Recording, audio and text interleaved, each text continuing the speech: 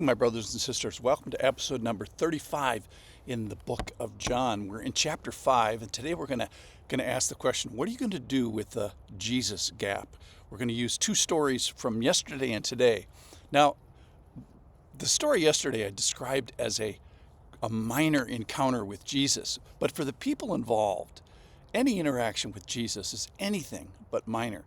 For sure, it was the most important spiritual day in the official was the main character, and for the other people too, the people that had the repercussions and the ripples. For them, it was the most important page of the Bible, and perhaps today will be that for you as well. So in yesterday's story, Jesus left a gap, a time gap. There was a space between the promise that was made and the promise that was seen. So Jesus promised that he would heal the official's child, and by the time that he saw that had happened. So the question is going to be, what do you do with the Jesus gap? Now, the man yesterday is a good example. He trusted in the meantime. So will you believe in the meantime? Will you fill the gap with faith is kind of the critical spiritual question. Will I trust before I see the good stuff?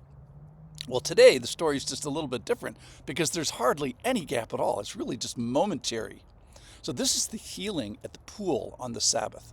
This is for John chapter 5, verse number 1. After this, there was a feast of the Jews, and Jesus went up to Jerusalem. So he heads south to Jerusalem. Now there was in Jerusalem by the sheep gate a pool in Aramaic called Bethesda, which has 5 roofed colonnades. In these lay a multitude of invalids, blind, lame, and paralyzed. One man was there who had been an invalid for 38 years. When Jesus saw him lying there and knew that he had already been there a long time, he said to him, "Do you want to be healed?" One of my favorite questions in Scripture.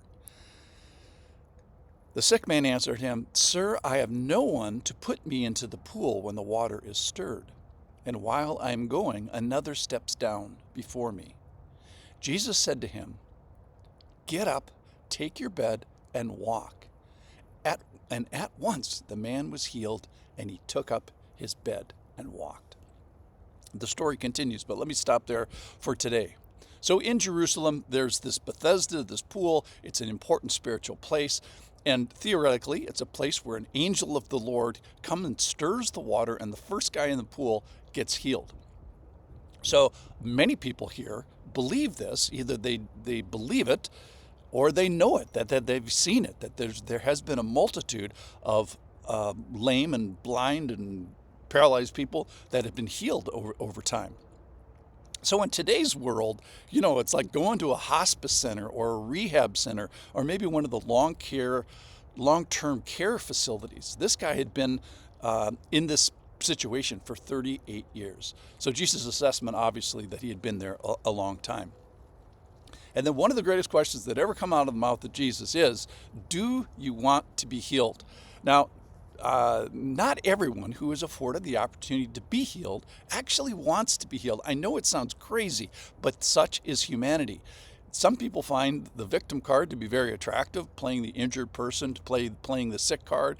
Somehow there's some secondary gain of getting mileage or attention or money or maybe getting a disability check out of this. And some people apparently are emotionally stuck because it benefits you, or at least makes you unwilling to do the work to get out of the emotional state of being emotionally sick. So do you get more benefit from staying here than walking away from here? So that likely means this person is going to have to work and be a net contributor versus a net receiver. Or is your identity that of a permanently sick person? Are you on permanent disability in your mind? So it's a complex question. Now, the reason he asked it is sometimes the answer is no. But the man's response to Jesus assumes that his response is yes. He doesn't actually say yes, but he says, "I want to, but I can't get in there. I have no one to put me in there." And then he says, "While I am going." It doesn't say while I am walking. So, well, I don't know, while I am dragging himself. So he has some mechanism of propulsions with crutches or whatever, but he's not walking. So Jesus leaves this gap. Get up, take up your bed, and get going. Now, the man whose son was sick in chapter 4, yesterday's lesson, had a gap of a couple of days where he had to be faithful and in trust. Now, apparently, the gap here is much shorter. So short that I ask, was faith even required from this man before he got healed? Or was the healing specifically to demonstrate that it's just not a miracle of the natural order, but to demonstrate the dominance of the spiritual order? That is, and we'll get this tomorrow, that I am Lord of the Sabbath, and I'm here to upturn previous held beliefs regarding my lordship. So specifically, my lordship over creation and the purpose of the Sabbath, and my compassion for every human on the planet. So we watch what happens to this guy. So in verse 14, which I haven't read yet, it says that afterward, Jesus found him, the paralyzed guy, in the temple. So the official with the sick son had to trust God before he saw the good stuff. And here in Bethesda, the question is maybe the challenge is, what do I do with my trust after I see some good stuff? So maybe you see an ultrasound of a baby, or maybe you hear of the faith of someone around you, or maybe you see the ongoing blessings of the common graces, creation, work, family, love, or breath of life.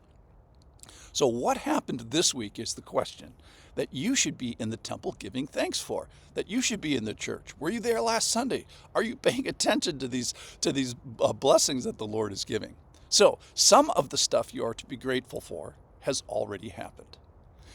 But here's the other thing, is that some of the stuff that you are to be grateful for has not yet happened.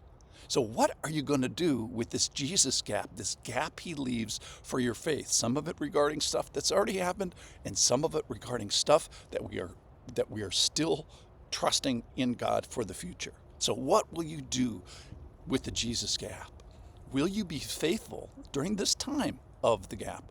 Will you entrust yourself to him, set your mind to him, and set your seal upon him? The question is, this Sunday, will we find you in the temple? Thanks for listening.